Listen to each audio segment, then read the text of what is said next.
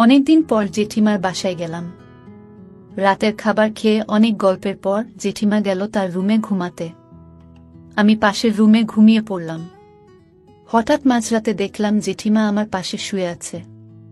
এরপর আমি জেঠিমাকে বুঝতে না দিয়ে, বন্ধুরা সবাই কেমন আছো? আমার নাম জিতেশ, আমি হুগলি জেলায় থাকি। আজকে আমি আমার জীবনের একটা অভিজ্ঞতার কথা তোমাদের সাথে শেয়ার করব। আশা করব তোমাদের ভালো লাগবে। আজকের গল্পটা শোনার আগে আপনি যদি আমাদের এই চ্যানেলটি নতুন দর্শক হয়ে থাকেন তাহলে চ্যানেলটি সাবস্ক্রাইব করে আমাদের সাথে থাকবেন। আমার এক পরিচিত জেঠিমা আছেন, হুগলি জেলা শহর থেকে একটু বাইরে থাকেন। দেখতে খুবই সাধারণ, 50 বছর বয়স ছুঁই ছুঁই।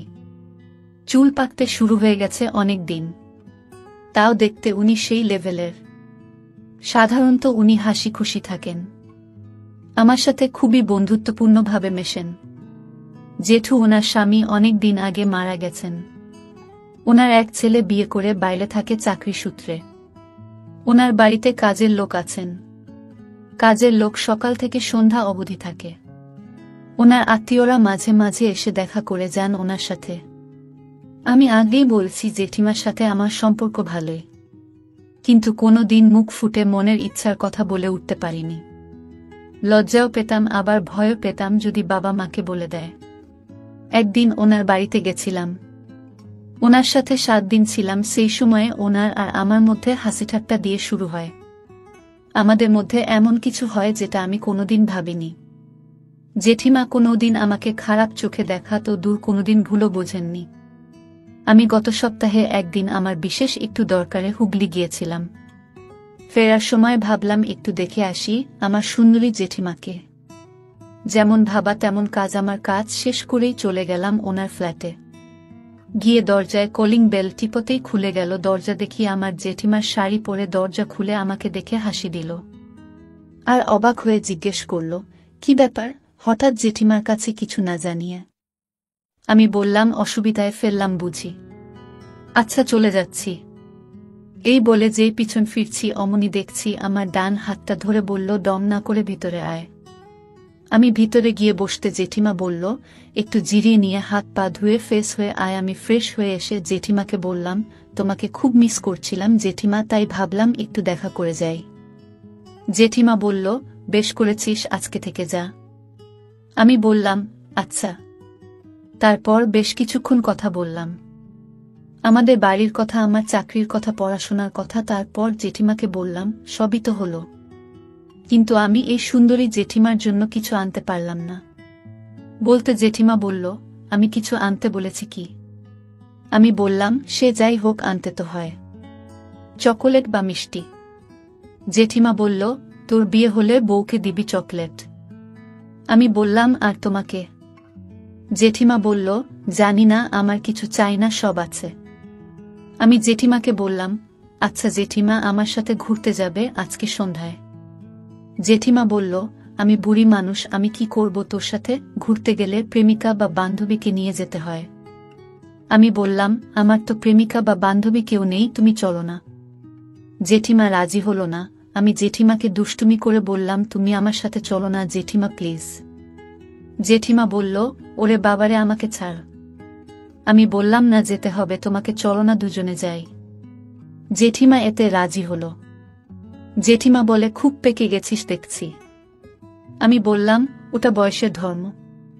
জেঠিমা বলল, ঠিক আছে, পরে দেখা যাবে, এখন চল।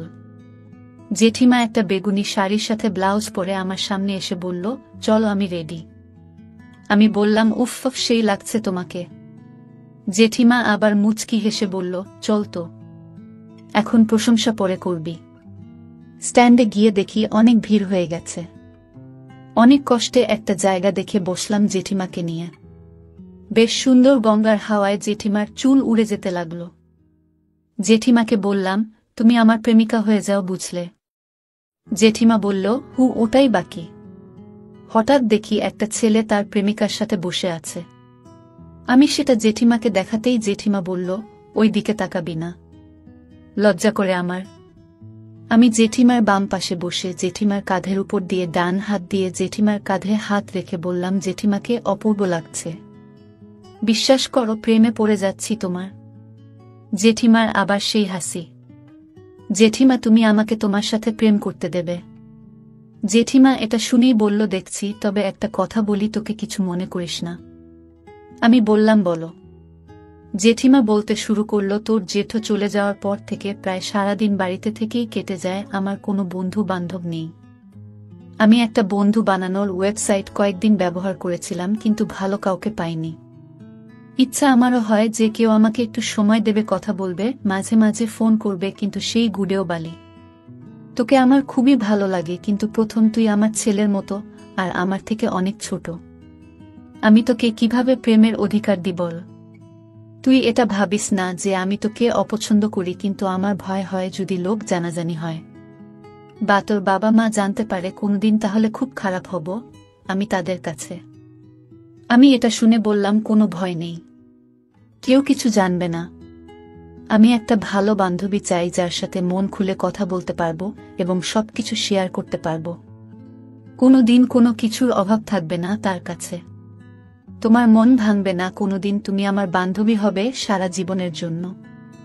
এই বলে আমি জেঠিমার সামনে প্রপোজ করার ভঙ্গিমায় বসলাম। জেঠিমা লজ্জায় বলে ওঠে, এই কি করছিস? আমি বললাম, বলো আমাকে অ্যাকসেপ্ট করবে কিনা, না হলে উঠব না।